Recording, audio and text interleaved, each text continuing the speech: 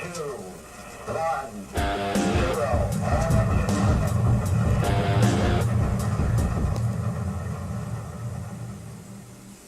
But I'm not concerned about that now.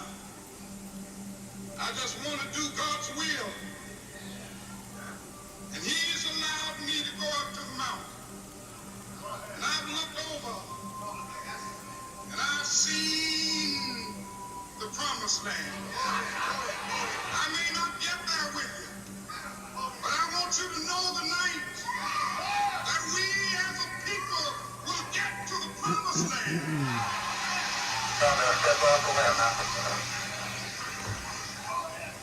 So I'm happy tonight. I'm not worried about anything. I'm not fearing anything.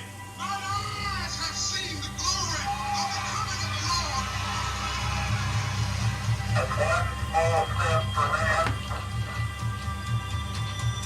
one giant leap for mankind. People will return to the people, and so long as men die, liberty will never perish. Soldiers, don't give yourselves to brutes, men who despise you and slay you, who regiment your lives, tell you what to do, what to think, or what to feel, who drill you, diet you, treat you like cattle, use you as cannon fire. Don't give yourselves to these unnatural men, machine men, with machine minds and machine hearts. You are not machines, you are not cattle, you are men, you are men, you are men.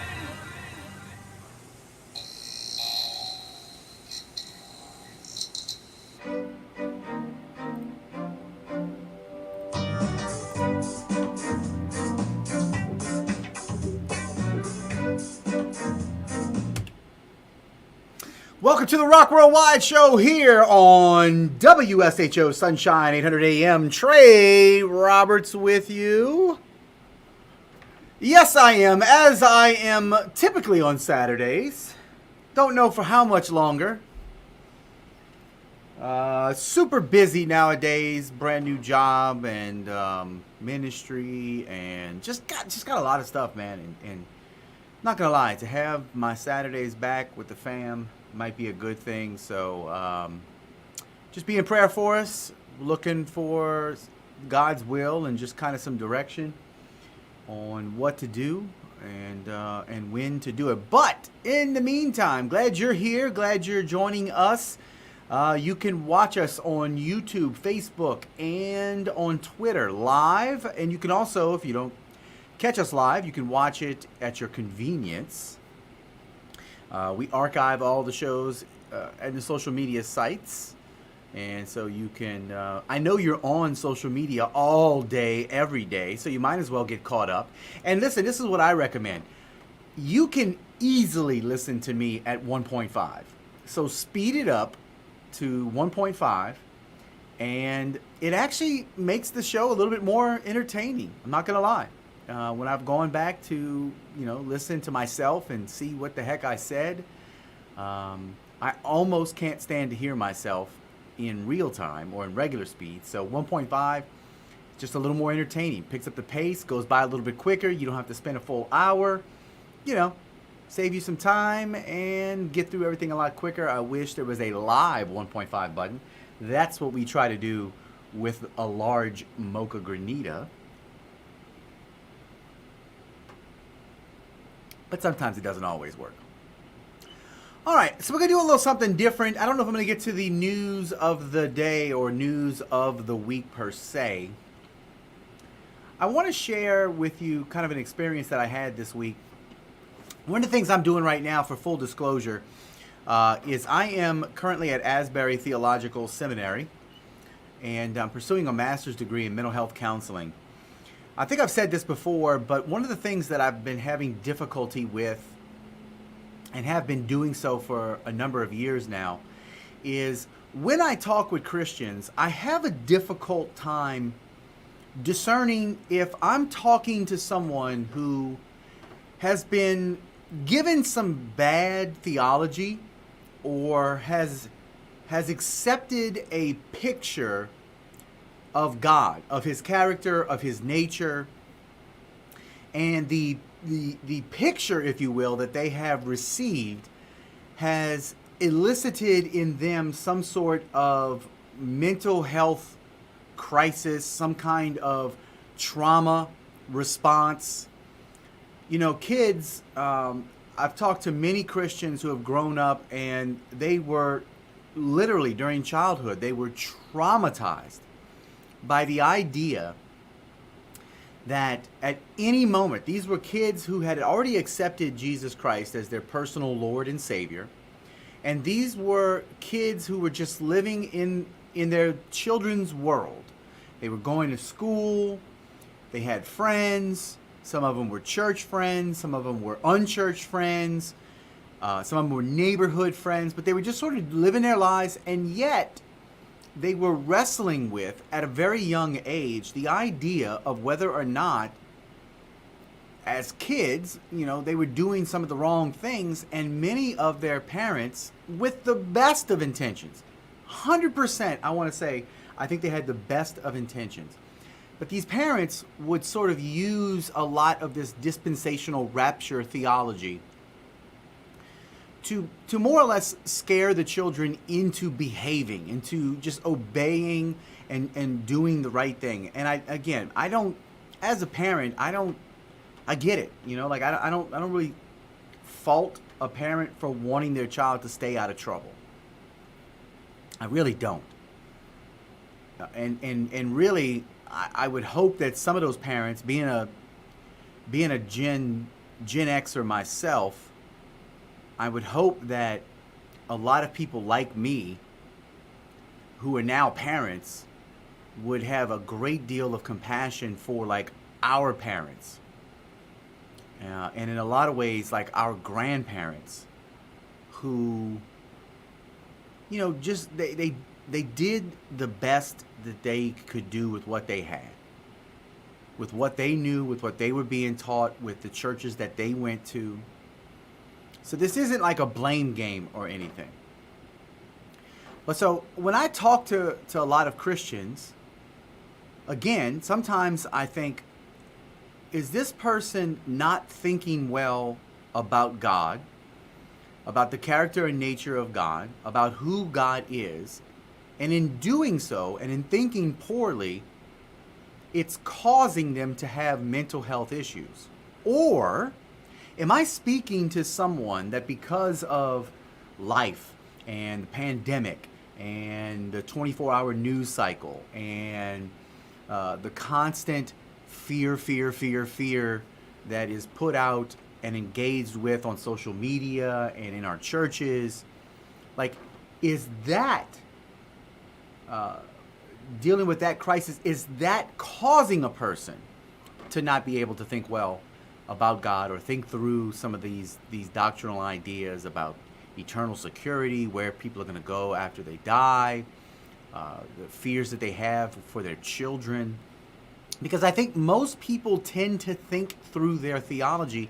Unfortunately, in America, they think through it through a lens of like a politician. They think of like a political lens. They very easily flow in and out of my Christianity and pro-life, and my Christianity and Republican, and my Christianity and President Trump. Or, believe it or not, there's a lot of Christians who are completely the opposite. They're like my Christianity and social justice, and my Christianity and feed the poor, and my Christianity and I'm never going to vote Republican.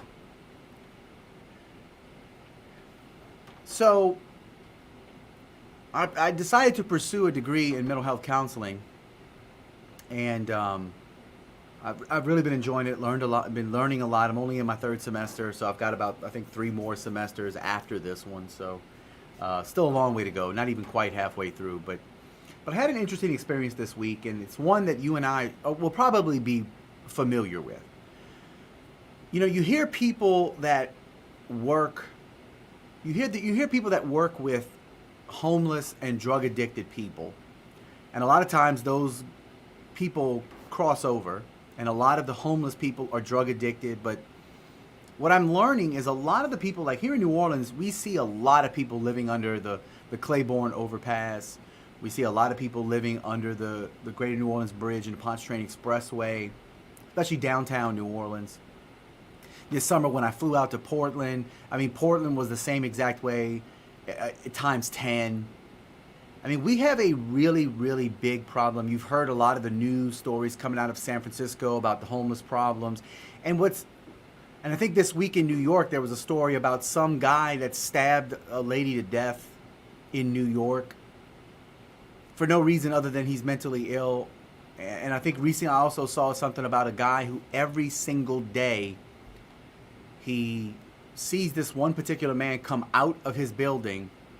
The man immediately defecates and then takes his feces and throws it on the man's car as the man's leaving to go to work every single day of every single week.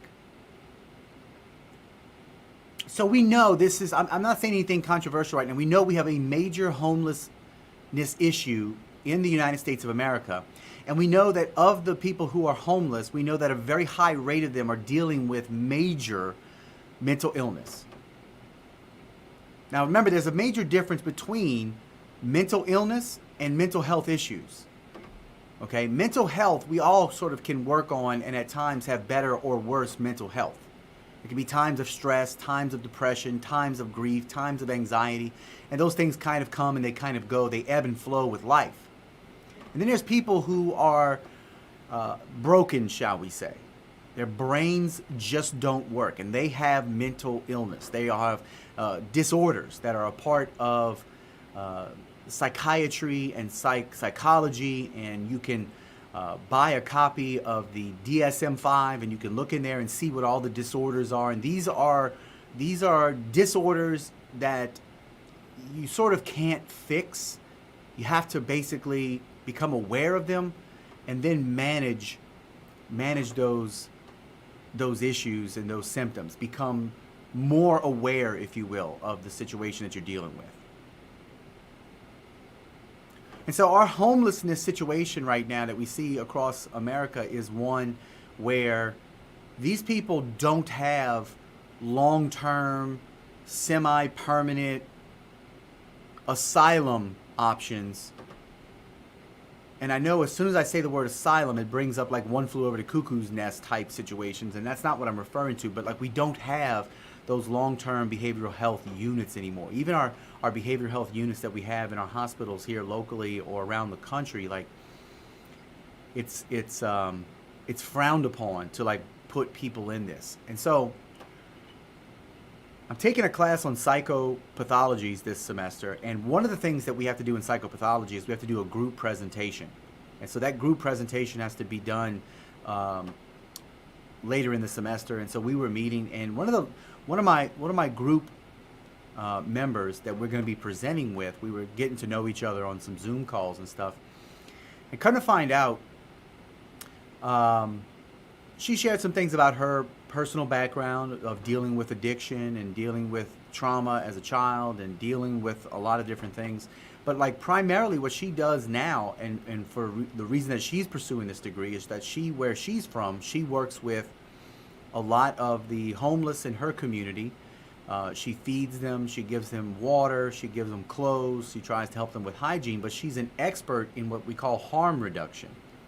And harm reduction for you and I, if we've heard of stories of like needle, where you change out drug addicted people's needles, and you try to give them clean needles, and you try to pick up the dirty needles. And you hear about those as like progressive ideas or liberal ideas, especially if you look at it through a political lens. And as I was listening to my classmate explain the work that she does, I was it was quite interesting to me, because, and at one point I told her, I said, listen, I don't mean to be brash or, I said, I need to clarify something, because I feel like I'm in the moment, I'm having a paradigm shift. But when you said that you specialize in harm reduction, I really didn't put two and two together. But as you're telling me sort of more about what you do, and what she does is she goes and she gives the drug addicted ways that they can test their drugs to make sure it's not laced with fentanyl. She's become an expert at being able to administer Narcan, which is like the antidote to heroin overdoses and fentanyl overdoses. She tries to convince people to take, if you're going to do the drugs, don't do so much, because too much you potentially could overdose. And in listening to this, I'm realizing that all of these behaviors, all of these actions that she's taking, she's not trying to promote. As I was talking to this person, she's not trying to promote drug use. As a former drug addicted person herself, as someone who lived on the street for several years, came from a family of drug addiction, she is 100% against drug addiction. And she herself humbly, talked about her own sobriety. But in doing so, she started with this idea of respecting a person's autonomy. Like, a lot of times if a person gets court appointed to come to, say, a Christian rehabilitation program, when given the option of, hey, you can go spend 5 years in prison, probably serve 2.5 and on good behavior, get out after 18 months, or you can go to this Christian program and upon completion or graduation of the program, we'll wipe away your court sentence or whatever. And a person, is going to choose to come to a drug rehabilitation program because it's far better than being in prison. It's far less time, but a person may not have yet made the choice to actually kick the habit of drugs or want to not any longer do drugs. And what you see is a lot of recidivism in programs like this, where the people have a safe space for like 18 months. And in that, all you've done really is provide them a safe space, but they really still haven't decided that they don't want to ever do drugs again. And so if they're not really given the tools, what ends up happening is they go back to the environments that they once were in. They go back to the relationships that triggered and put them in the situations they were in. They go back to places where they can get drugs and have the kind of lifestyle that they once before had before they came into the program. And so even jail kind of serves as this same kind of safe space, but a person really hasn't decided I want to stay sober and I want to get off of drugs and make that decision and then have somebody to walk alongside them. And so she explained this. I said, you're just basically trying to keep people alive until tomorrow. Because if they're going to do drugs today and you can keep them alive today, then maybe it's tomorrow. Maybe tomorrow they decide they don't want to do drugs anymore. And if not tomorrow, the day after tomorrow. And so I realized that people like my classmate who spend their time doing this work, who know what it's like to live this sort of a very difficult lifestyle, that work that she was doing, I saw it in a very different light. And this is, I think, one of the biggest benefits to speaking to people that do things and coming sort of out of your own silo, coming out of your own experience, sort of allowing your own understandings and your own paradigms and your own way of seeing and believing how the world does and should work. When you speak to somebody else, it just seems to make sense to me that it's going to broaden your understanding and just, make you a little bit more compassionate of a person. And I admitted to my classmate, I said, listen, I'm experiencing in this moment, I'm recognizing that I'm having a paradigm shift in the way that I've always thought about this very issue. Because we say as Christians that we're bound by the ethic of love that Jesus has shown to us, and we hope to be a conduit by which we receive the love of Christ, and then that love can flow through us as we love God and then go and be as Jesus was. We go and love our neighbors as ourselves. The idea that we could do something to keep a person alive for another 24 hours, for another 48 hours, for another 72 hours, so that it gives them the opportunity to live a little bit longer, to make a choice, whether it be to get off of drugs or to be a follower of Jesus. I don't know how you can really find harm in. I don't know how you could find harm or find disagreement with work like that, with work that's being done like that. That would not have taken place if I had not had a conversation with a real person who was really doing things like that. I've never gone downtown and experienced and worked with people intimately in the homeless community here in New Orleans. I've seen how a lot of these people act. I've looked at how they look. I get that there's drug addiction, and that's another thing that we talked about. So then what do? So you have people who are not getting the kind of medical care that they need to deal with things like schizophrenia and bipolar disorder and antisocial personality disorder and other psychopathologies that are genuinely disorders. And on top of that, then they begin to try and self-medicate, which, either could be cannabis or it could be opioids. And they're self-medicating, but it's only causing additional side effects to their psychopathologies. And so what do? I mean, you can't just grab these people, throw them in a white van and bring them, because there's no place to bring them to. There's no insane asylums. There's no sanitariums. There's no long-term care. And again, it's a personal autonomy thing. You can't force people to try to kick drugs. But how do you get somebody who's dealing with major manic episodes or major depressive episodes and who fluctuate back and forth? How do you get them to have logical, rational, reasonable decisions to decide to want to kick drugs if they can't kick drugs?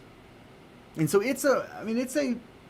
I would hope that we would all be somewhat more compassionate for these people as we see them in our communities, and as we might get frustrated with every red light, seeing people standing there with signs, or seeing them in tent cities and so on and so forth.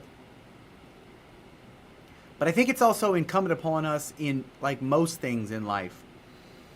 I've been recently hearing a lot of people on the left, Christians who consider themselves to no longer be conservative Christians. They consider themselves to be more progressive Christians, not liberal Christians. Because liberal, just as a quick reminder, if someone calls themselves a liberal Christian is someone who doesn't believe in the 2,000-year historical orthodoxies of Christianity. Like, they don't believe in the virgin birth. They don't believe in the Trinity. They don't believe that Jesus is God. They don't believe in miracles. That would be a liberal Christian. A progressive Christian is going to be someone who probably conservative Christians call them like social justice Christians. These are Christians that clearly don't agree with Republican politics in the United States of America, but also who want to do more work with the poor, people in prison, more things that, from a political standpoint, people are going to identify with the Democrat Party.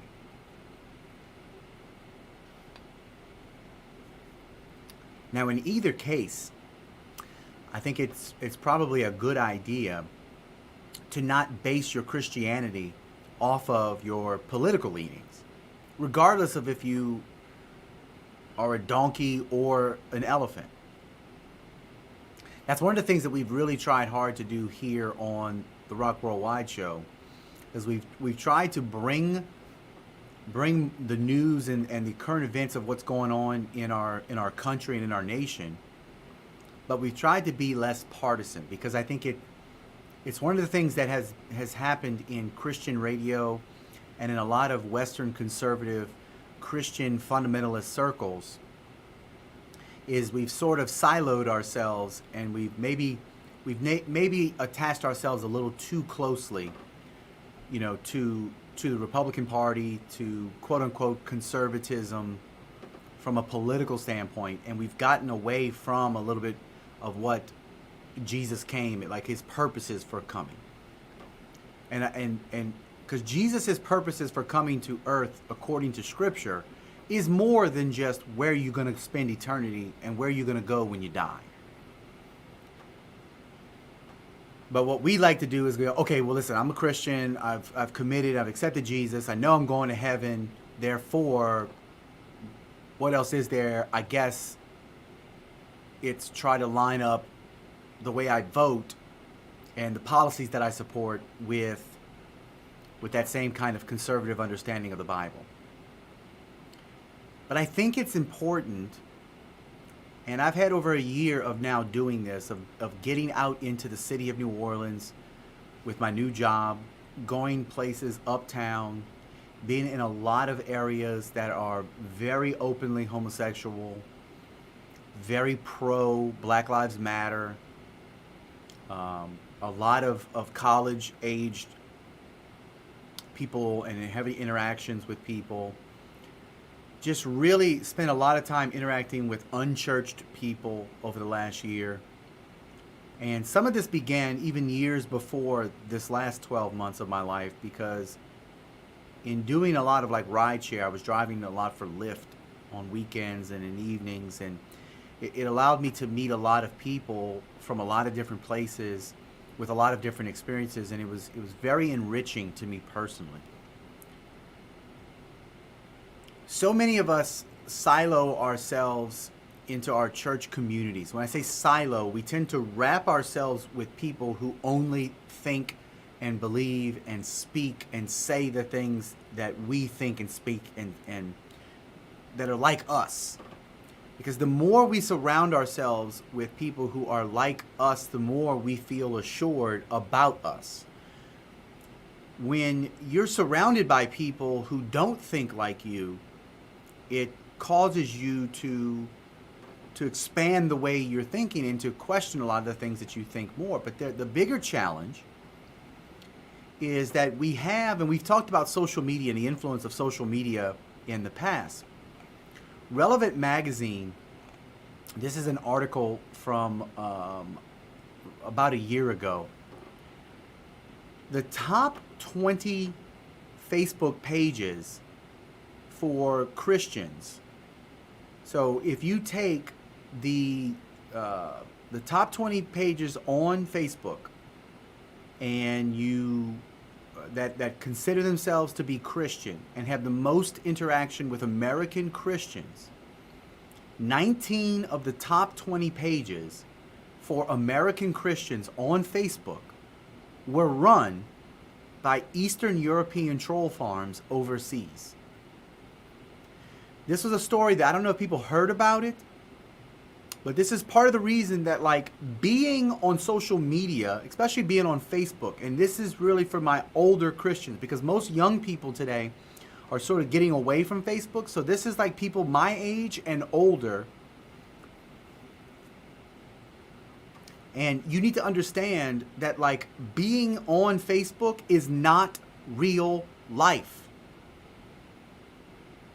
Okay, and it gives you a sense that you are connecting to people that you know, but what you don't realize is that you're being drawn in based on those interactions.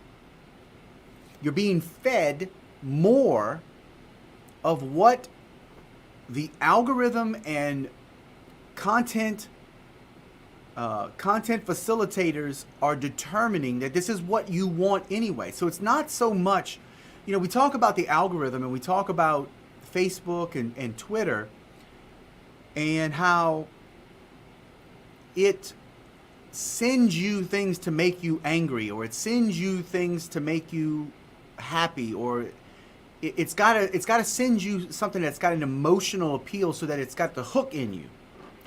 But in essence, it just simply gives you more of what you want. See, if you're on Facebook all the time, or if you're on Twitter all the time, or you're on Instagram all the time, and you're arguing, or you're seeing stuff that pisses you off, or you're seeing stuff that makes you angry, or you're seeing stuff that, hey, you just like puppies and you're seeing puppies all the time. You have to understand that it's not making you look at that stuff. That's stuff that you already like. It's sending you what it's determined that you want. If you're arguing all the time, it's because you like to argue. If you don't like Biden, you're going to get don't like Biden stuff. If you like Trump, you're going to get pro-Trump stuff. If you're a Christian, you're going to get more Christian stuff. Now, according to Relevant Magazine, the data shows that the vast spread of Facebook misinformation, and remember, this is an MIT technology review, okay? So some really smart people went into figuring out what was going on with the social media platform. It is largely powered by coordinated efforts among foreign professionals working together to spread provocative content in the United States. So when you, as an American Christian, go into Facebook and you see a meme that you find inspirational, and a couple of your friends have already liked it, you're going to see it as well. And if you like it, you're going to get more of it. But you have to understand that although these groups seem like they're Christians, these groups are based largely in places like Kosovo and Macedonia. And these groups, these troll farms they've been particularly successful when it comes to targeting American Christians. Though they split their efforts among multiple pages, they were mostly operated by the same groups. And so collectively, their Christian Facebook pages reach about 75 million users a month. That's an audience 20 times the size of the next largest Christian Facebook page. So what pages am I talking about? These are ranked in order 1 to 20, and these are all Christian troll farms. If you like content from any of these pages, you are liking stuff from pages that are not curated by people, but by bots. You're interacting with content that isn't being put out there by people. It's being put out by technology, and you're being sucked into it so that more of it gets sent to you, so that one, they can make money, and two, they can then sell their services in the same way that we know the Russians tried to influence the election in 2016 but actually didn't do it. But they're targeting the same group of people, that being conservative American Christians. Here are the pages. If you like ever, or share ever, or comment and engage with content from any of these pages, you've been trolled. 1 through 20. Here we go. Be happy, enjoy life. These are the names of the pages. Jesus is my Lord. You can. Speak loudly. Purpose of life. Positive quotes. Memories of a loved one. Smile and shine. Light of the world. Why not us? Happiness is in your mind. My life. Life is beautiful. Blessing. Conscious reminder. Blessed. Simply beautiful. Motivational quotes and videos. Light candle for a lost loved one. Now, for the most part, the people who saw and engaged with these posts didn't actually like the pages they were coming from. But Facebook's engagement-hungry algorithm simply shipped them what they thought that they would want to see. And internal studies revealed that divisive posts are more likely to reach a big audience, and troll farms use that to their advantage, spreading provocative misinformation that generates a bigger response to spread their online reach. Now, this Facebook study, it was conducted in the lead up to the 2020 US presidential election. And it found that these troll farms were targeting the same audience that Russia attempted to manipulate in 2016 with their own Facebook misinformation campaign. But Facebook was aware of the troll farms, and they were aware of their manipulation of Americans in 2016, but they did little to address the issue. This is a quote from Jeff Allen, who is, who actually wrote he's the author of the report, and he used to be a senior level data scientist at Facebook. Here's what he said, quote, "Our platform has given the largest voice in the Christian American community to a handful of bad actors who, based on their media production practices, have never been to church." Close quote. So, I'm not going to lie that it's not easy. In fact, it's actually quite difficult to calculate in any kind of meaningful way the amount of influence that such Facebook pages are exercising over American Christianity. But it certainly seems like it would be having some sort of impact, because you have Christian pastors that have congregations in their pews, and at best, they only have them one morning a week. But Facebook is in their pockets all day long, on their computers all night long, and they're shaping their theology for its own ends. And of course, there's no telling how many Christian pastors themselves are engaging with bad faith Christian content from troll farms as well. I mean, I can't tell you how bad some of this stuff that I see Christians posting, liking, commenting amen on. Look, I'm talking about the kind of stuff where it's like, if you're reading this right now and you love Jesus, only true Christians who love Jesus will repost this and put in the comments, amen. Stuff like that. Like, don't even interact with that stuff. That is like pure European troll farm content. It's tough to really know how widespread the problem is based on this study that they've documented. Okay, 2 years, we're now 2 years after the report, but given the lack of serious public attempts to quell such behavior, and look, and even recently on the Joe Rogan podcast, where he spent like almost 3 hours with Mark Zuckerberg. Mark said he was, at least on the show, he said he wasn't even aware that 19 of the top 20 Christian sites on his platform were troll farms. So it's safe to assume that it persists on at least some level. But guys, this is not normal. It's definitely not healthy.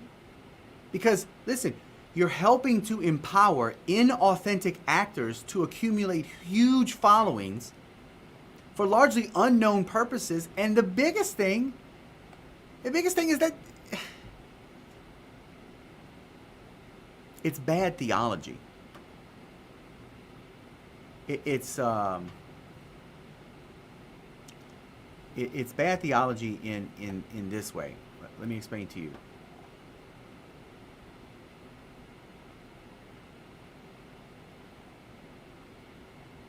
Recently, let me see if I can find this.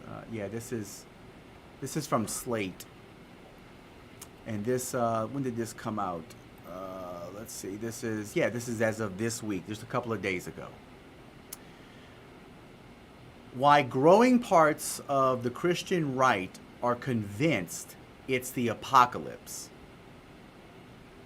Now, even after Dobbs, okay, now let me just, do I have to remind everyone that we just recently overturned Roe v. Wade? Hello?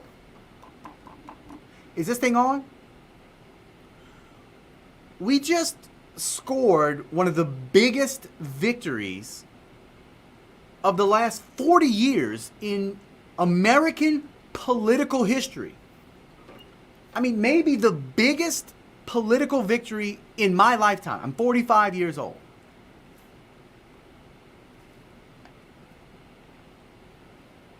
I know for a fact that I have opened up a microphone and told listening audiences that I did not believe in my lifetime that I'd see Roe v. Wade overturned. And yet we did. And we literally will have a conservative court for another half generation. So we have, and when I say we, I mean, you have to think that we're the ones who elected President Trump. I didn't vote for him the first time. I did vote for him the second time because I saw how he governed. I saw the people he put on the Supreme Court. I saw the attack that he was under. I saw the lies that were perpetrated against him, and nothing would stick. So I couldn't help but think that this man was doing a good job, things that I agreed with. Yes, I didn't like his personality. No, I didn't like his style. I still don't think he's quote unquote a good person. But you know what? I also don't think he's that bad, but I also don't think I'm that good. But that being said, I've heard more people talk about like we're in the midst that like the rapture of God has to be soon. Because if you pursue the list of recent releases in Christian publishing, you get the sense that the end times are upon us. This summer saw the release of survival guides, books about current events, prayer manuals, all oriented around a rapture, a second coming of Christ, or an otherwise cataclysmic event at the hands of God. Okay, subtitles of these books include things like 12 mega clues that Jesus' return is nearer than ever, or an end times guide to survival, or do current events point to the Antichrist and his worldwide empire, or prayer strategies that unlock the end times armory of God. Like, these are all real subtitles to real books that all came out this summer.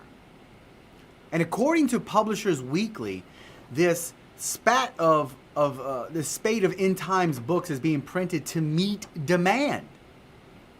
In the same way that you can't say that like social media is just trying to get you to be argumentative, and no, actually you're just argumentative. In the same way, you can't point to like these books would not be coming out right now if this was not what was in the churches and where the demand to read what's going on.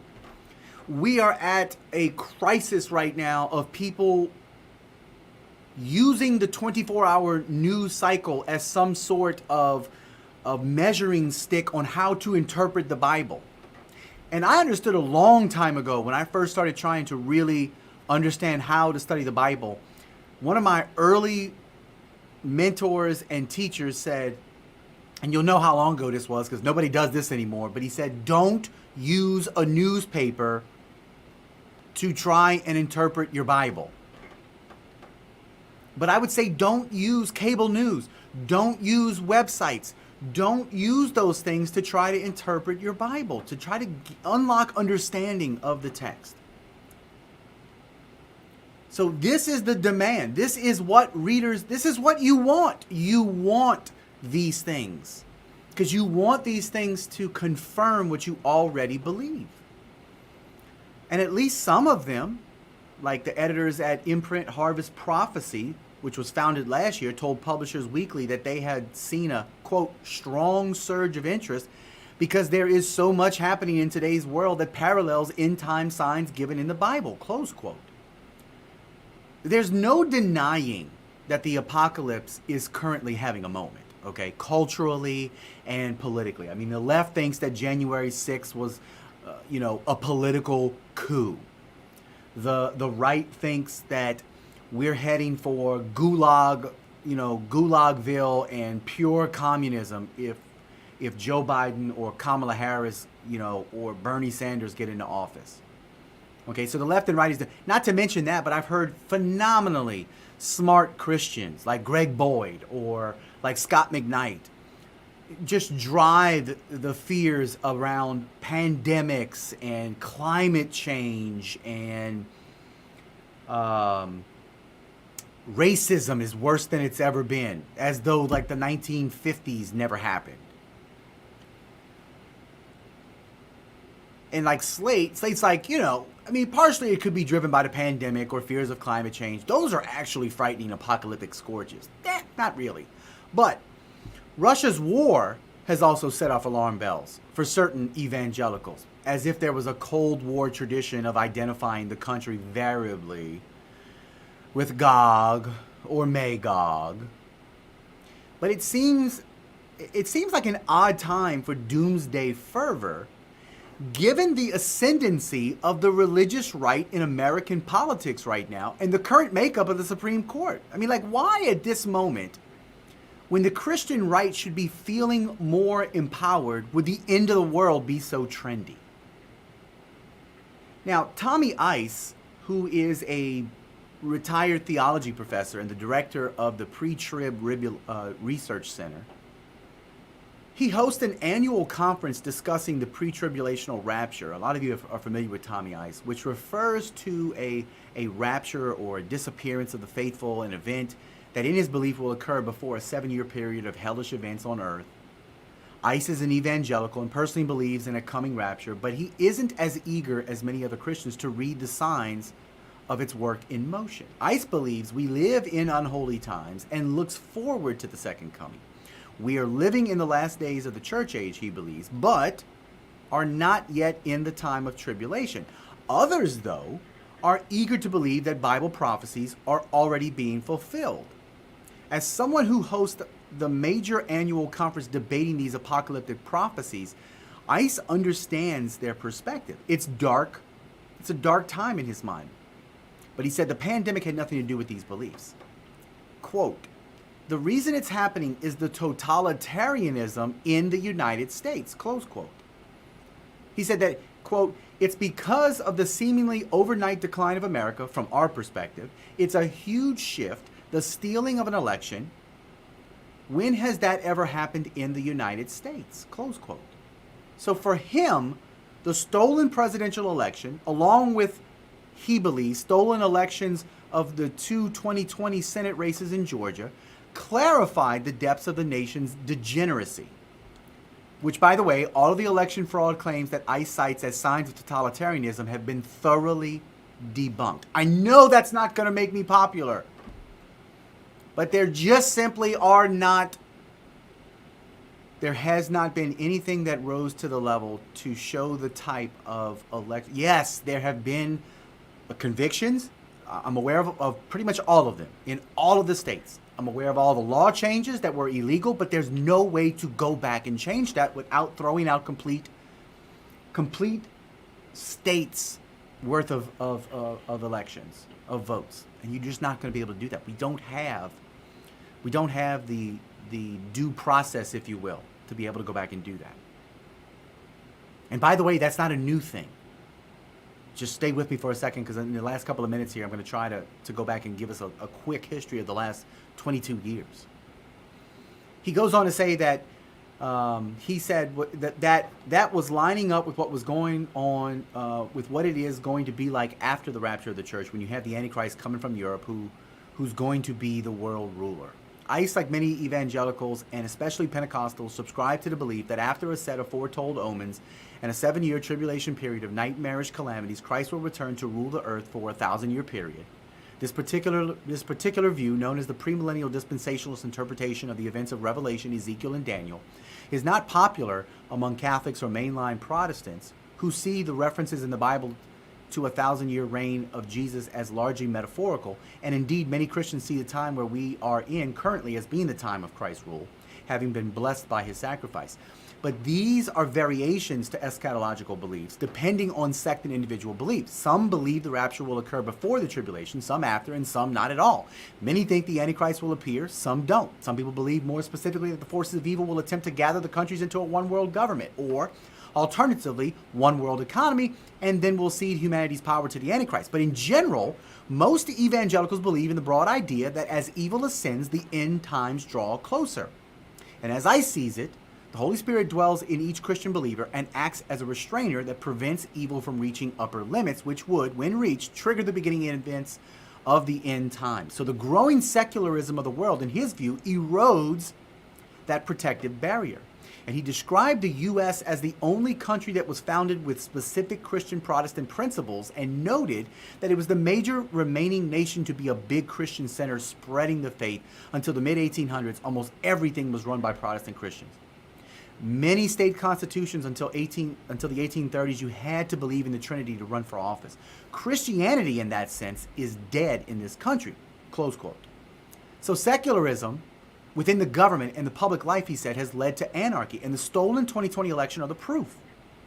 Matthew Avery Sutton, a history professor at Washington State University and author of American Apocalypse, noted that Donald Trump, knowingly or not, tapped into a century of end times beliefs by quarreling with NATO and criticizing the FBI and the deep state. In the Left Behind book series, which was published in the 1990s and early 2000s, and which has had an enormous impact on how many Christians conceptualize the apocalypse, the Antichrist turns out to be a politically savvy Secretary General of the United Nations, which is then converted into a single world government. And Trump didn't frame his isolationist America First policies or his anti-FBI rants as a fight against the Antichrist, but his distrust of European governments and of its own intelligence and security agencies map onto these cultural tropes and other long-held evangelical suspicions about the threat of satanic forces.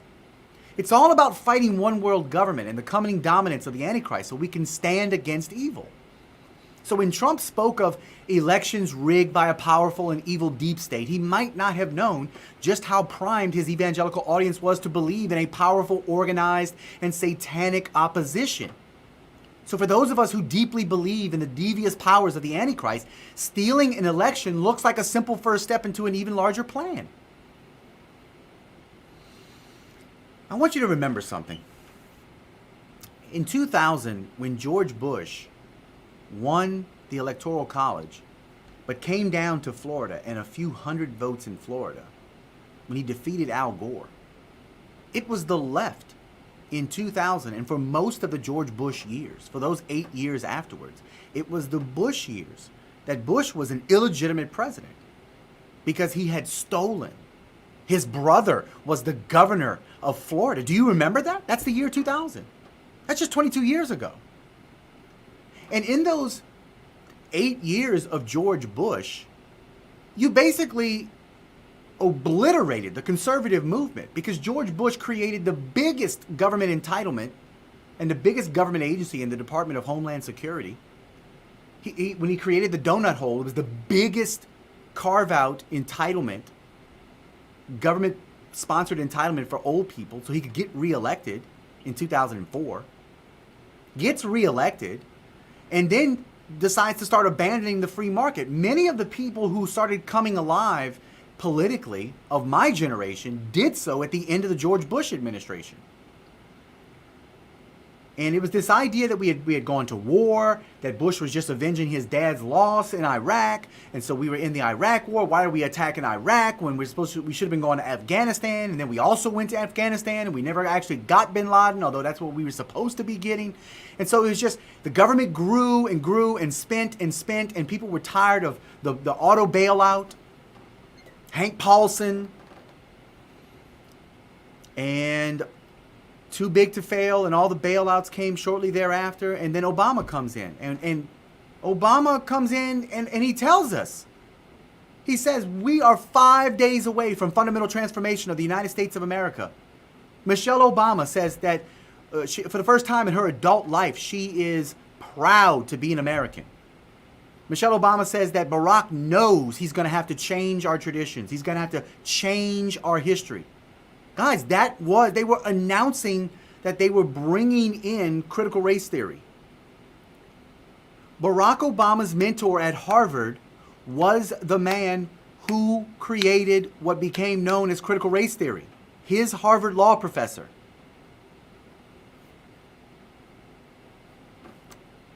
And think about the Obama administration.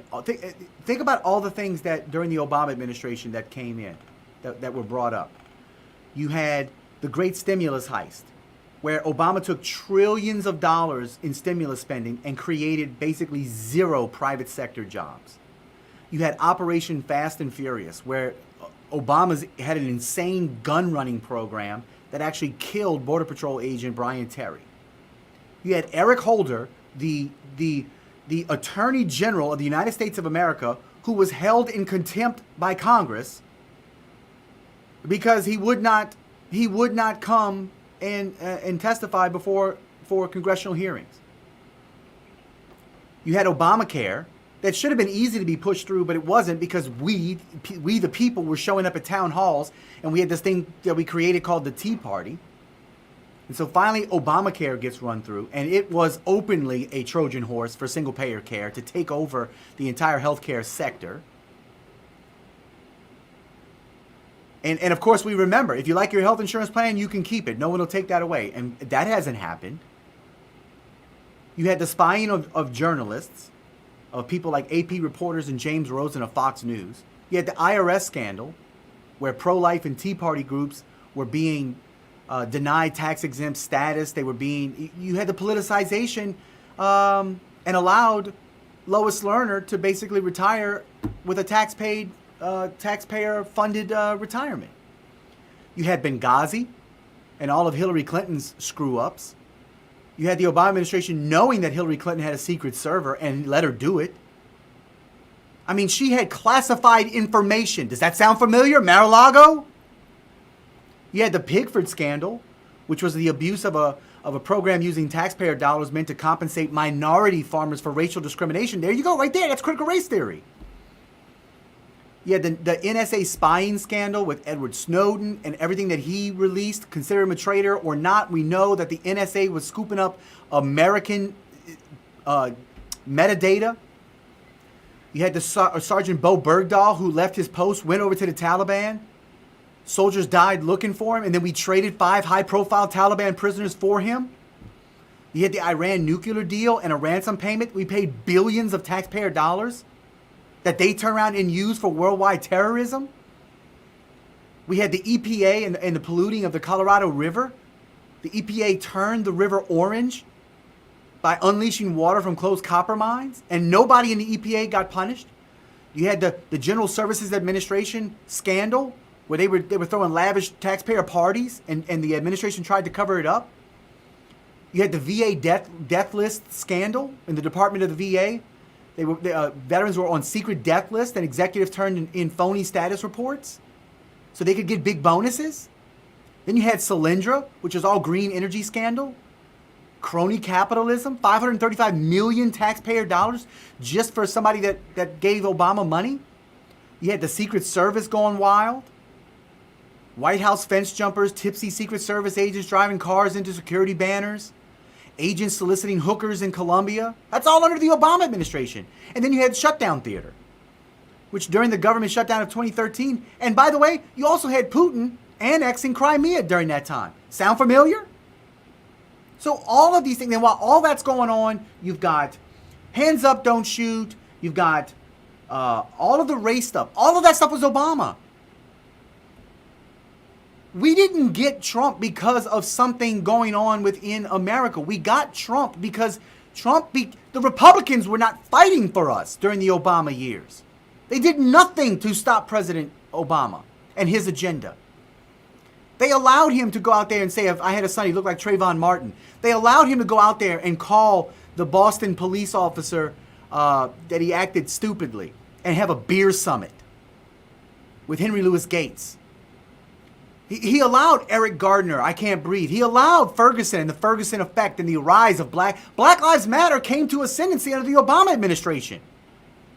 Black Lives Matter didn't come and become a thing because of the Trump administration. George Floyd was the culmination of years and years of Black Lives Matter.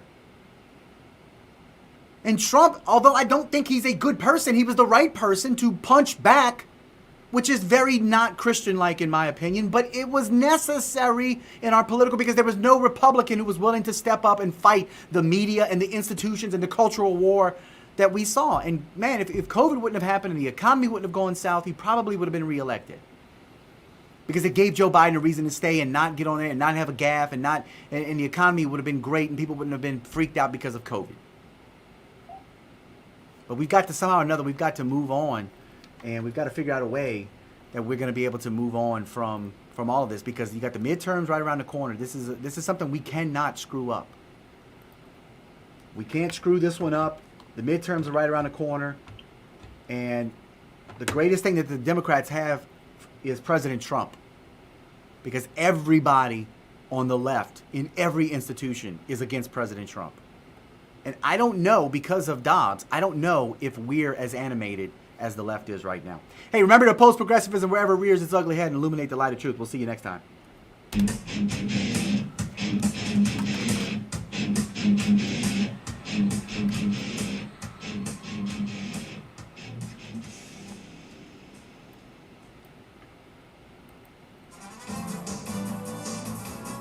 This is Sunshine.